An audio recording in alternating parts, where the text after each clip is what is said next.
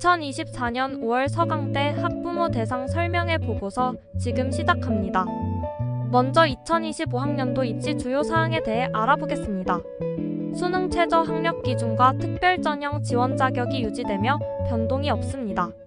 하지만 정시 모집에서는 수능 다군 모집이 새롭게 신설되었으며 인문에서 47명, 자연에서 35명 총 82명을 뽑습니다. 그 다음 2025 서강대에서 자유전공학부가 신설됩니다. 자유전공학부는 인문학 기반, 사이언스 기반, AI 기반 세 모집 단위로 선발됩니다. 직윤으로 20명, 종합으로 20명, 수능 다군에서 82명이 선발됩니다. 다음으로 2025년 정시 수능 반영 방법에 대해 알아보겠습니다. 수능 반영 비율은 일괄합산 100%이며 필수 응시 영역은 국어, 수학, 영어, 탐구에서 사회, 과학 두 과목, 한국사입니다. 수능 영역별 가중치에서 수학의 반영 비율이 높은 것은 다전공 제도 때문입니다. 전과는 불가능합니다. 다음으로 2024학년도 현역과 N수생 비율입니다. 교과 전형은 현역만 지원 가능하니 당연히 현역이 100%입니다. 종합에서는 졸업자 지원이 증가했으나 등록자는 20% 미만이었습니다. 지원자 대비 등록자가 적은 이유는 3학년 2학기 학생 부기록 때문인 것으로 추정됩니다. 3학년 2학기라는 점은 충분히 고려하지만 그래도 성실성을 보여주는 것이 중요하다고 볼 수 있습니다. 그 다음 2024학년도 고교 유형별 비율을 살펴보겠습니다. 2023-2024 고교 유형별 비율을 비교해보면 학종에서 일반고가 줄고 특목고가 늘었다는 것을 알 수 있습니다. 그러나 이를 특목고 선호라고 일반화하지 않길 바랍니다. 이는 서강대를 일반고가 많이 지원하지 않기 때문입니다. 60대 40 정도로 보면 될 것 같습니다. 그 다음 서강대 논술 응시율, 최저 충족률, 실질 경쟁률에 대해 알아보겠습니다. 서강대 논술은 유형이 정해져 있는 편입니다. 인문과 인문자연의 논술 응시율은 56.7%, 응시자 최저 충족률은 61.4%입니다.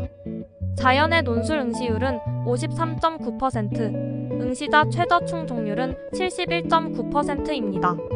그 다음 서강대 논술 전형 내신 분포를 살펴보겠습니다. 도표를 보면 4등급대 지원자가 가장 많고 최종 합격은 3등급대 학생들이 가장 많다는 것을 볼 수 있습니다. 하지만 여기서 3, 4등급대 학생들은 실제 수준이 일반고 학생들의 3, 4등급대가 아니므로 의미 있는 자료라 보기 힘듭니다.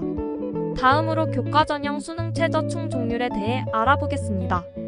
최근 3개년을 비교해 봤을 때 인문은 70% 후반대, 자연은 70% 정도로 보면 됩니다. 2023학년도의 표를 보면 유독 충족률이 내려간 것을 볼 수 있는데 이는 수능 최저가 3합육이었기 때문에 10% 정도씩 내려간 것입니다. 그 다음 교과 전형의 실질 경쟁률에 대해 알아보겠습니다. 최근 3개년의 수치를 비교해 봤을 때 서강대의 교과 전형 경쟁률은 점점 낮아지고 있습니다. 2024학년도 인문 실질 경쟁률은 1대1에 근접하고 자연은 유지된 것을 알 수 있습니다. 이것은 현역만 지원하는데 한계가 느껴진 것으로 보여집니다. 졸업생까지 지원 자격을 넓힐 가능성이 존재하는 부분입니다. 이제 교과 전형 모집 단위별 실질 경쟁률을 인문부터 알아보겠습니다. 중국문화학부만 2.75대 1의 경쟁률을 보이고 나머지 모집 단위 실질 경쟁률은 1대1인 것을 알 수 있습니다. 그 다음 교과 전형 모집 단위별 실질 경쟁률 자연을 알아보겠습니다. 자연은 인문과 달리 경쟁률이 낮지는 않습니다. 또한 자연은 입결이 내려가지 않았습니다. 교과 전형 입결을 보면 알 수 있다시피 자연의 입결이 인문보다 높은 것을 알 수 있습니다. 이는 실질 경쟁률을 보면 자연스러운 현상입니다. 마지막으로 입결의 70% 컷과 평균에 대해 알아보겠습니다. 표를 보면 70% 컷보다 평균이 낮은 학과가 몇몇 보일 것입니다. 이 학과들은 올해 지원 시 평균보다 70% 컷을 보고 지원하는 것이 바람직하겠습니다. 이상으로 명인수학에서 제공하는 서강대학교 학부모 대상 설명회 보고서 브리핑이었습니다.